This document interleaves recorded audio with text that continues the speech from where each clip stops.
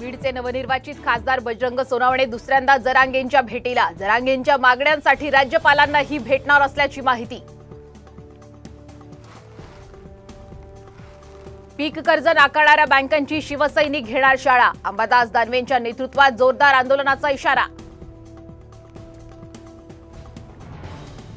जरांगेंच्या मागणीनुसार सरकारनं आरक्षण द्यावं। तानाजी सावंतांचे पुतणे धनंजय सावंतांची मागणी। जरांगेंची भेट घेऊन दिलं पाठिंब्याचं पत्र।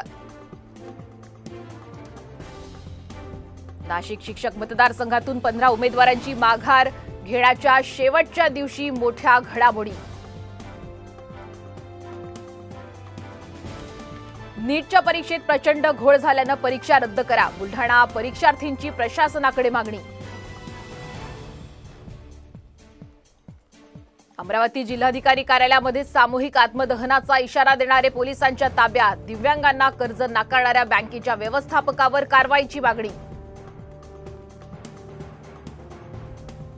कोल्हापुरातल्या हडगले गावामध्ये 3 मुलांना मारहाण। पोल्ट्रीजवळ खेळल्यामुळे कोंबड्या दगावल्याच्या संशयातून मारहाण। Video viral.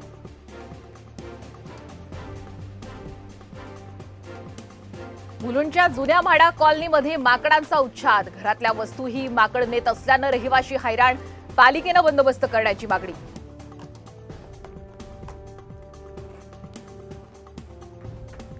नंदुरबार जिल्ह्यामध्ये शहादा तालुक्यात वादळी वाऱ्यासह पाऊस। ब्राह्मणपुरी, सुलवाडा, पिंपरी शिवरात केळीची बाग उद्ध्वस्त।